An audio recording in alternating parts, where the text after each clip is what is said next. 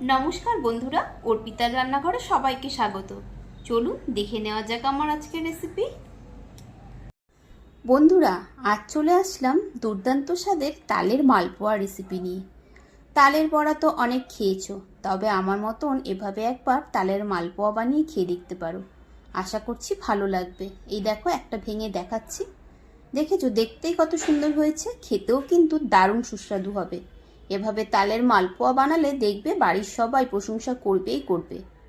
আজ আমি একটা তাল কিনে নিয়ে চলে এসেছি বাজারে। দেখলাম প্রচুর পরিমাণে তাল উঠেছে, তো তালটা ভালোভাবে ধুয়ে পরিষ্কার করে নিলাম। তারপর তালটাকে এবারে ছাড়িয়ে নেব। আর তালটা এত ভালো ছিল, পাকা তো বেশ নরম, খোসাটাও ছটপট দেখো ছাড়ানো হয়ে যাচ্ছে। আর পাকা বলে তালটা ওর পাল্প বের করতেও কিন্তু খুব একটা বেশি আমার কষ্ট হয়নি, এতটাই সুন্দর নরম ছিল। তো যাই হোক, তালটা ছাড়িয়ে নিয়েছি। এবারে আটিগুলোকেও খুলে নিলাম। এবারে কিছুটা জল দিয়ে দেব। জল দিয়ে একটু তালটাকে জলের মধ্যে মাখিয়ে নিলে পরে তালের পাল্প বের করতে আরও সহজ হয়ে যাবে। দেখো, জল দিয়েও একটু তালটাকে এদিক ওদিক করে নিচ্ছি। তারপর এরকম একটা যে স্টিলের তাল ঘষার এই যে পাওয়া যায়, এটার মধ্যে করে তালটাকে দেখো ঘষে নেব। তাল ঘষে সমস্ত তালের পাল্প বের করে নেব। তারপর আবার তোমাদেরকে দেখাচ্ছি। এই দেখো, তালের পাল্প বের করে নিয়েছি, বেশ অনেকটাই তালের পাল্প হয়েছে। এবারে এখানে একটা বাটিতে মালপোয়া বানানোর জন্য দিয়ে দিচ্ছি ছোট বাটির 2 বাটি ময়দা।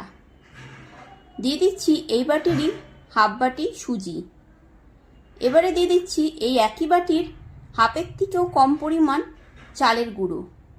দিয়ে দিচ্ছি এই বাটি মেপে 1.5 বাটি চিনি। মিষ্টিটা তোমরা তোমাদের পছন্দ মতন কম বেশি করতে পারো। আর দিয়ে দেব এই বাটি মেপেই হাফ বাটি নারকেল কোড়া। এরপর এই বাটি মেপেই দেব 1.5 বাটি মতন তালের পাল্প। তালের পাল্পও তোমরা একটু কম বেশি করতে পারো, তবে এই মাপে যদি বানাও দারুণ হয় মালপোয়াগুলো। এরপর 1 বাটি জল দিয়ে দিচ্ছি। তারপর যেরকম জল লাগবে মাখতে মাখতে আবারও জল দিয়ে নেব। এবার আমি হাত দিয়েই ভালোভাবে করে মেখে নেব। হাত দিয়ে মাখলে কি হবে বলো তো, কোনো দলা ভাব থাকবে না, ভালোভাবে করে মাখা হয়ে যাবে। মনে হলো আরেকটু জল লাগবে, দিয়ে দিলাম।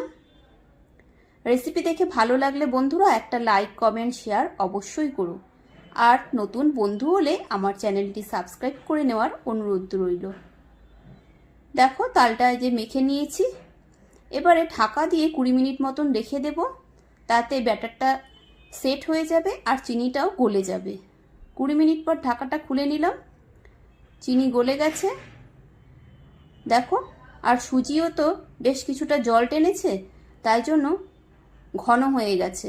এতটা ঘন থাকলে কিন্তু মালপোয়াগুলো ফুলবে না, তাই আরেকটু জল দিলাম। দিয়ে এই দেখো, একটা চামচের সাহায্যে আবার একটু গুলিয়ে নিচ্ছি। মিডিয়াম ঘনত্বের একটা ব্যাটার তৈরি করতে হবে। এই দেখো, ঘনত্বটা দেখে নাও। এই যে এরকম ঘনত্বের একটা ব্যাটার তৈরি করে নিয়েছি। এরকম হলে পরে মালপোয়াগুলো বেশ ফুলবে।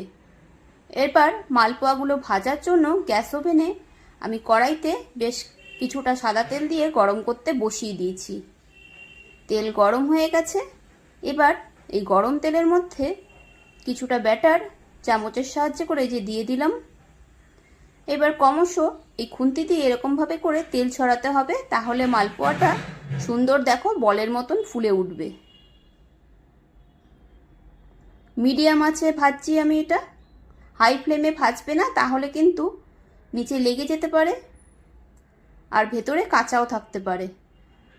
মিডিয়াম আঁচে ভেজে নিলাম। একটা দিক ভাজা হয়ে গেলে ও নিচে থেকেই হালকা হয়ে তেলের মধ্যে ভেসে যাবে, তখন আস্তে করে উল্টে নেবে।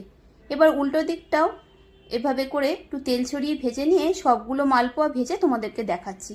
এই দেখো, তৈরি হয়ে গেল সুস্বাদু তালের মালপোয়া। তোমরা এভাবে তালের মালপোয়া বানিয়ে খেয়ে দেখো, আশা করছি তোমাদেরও ভালো লাগবে।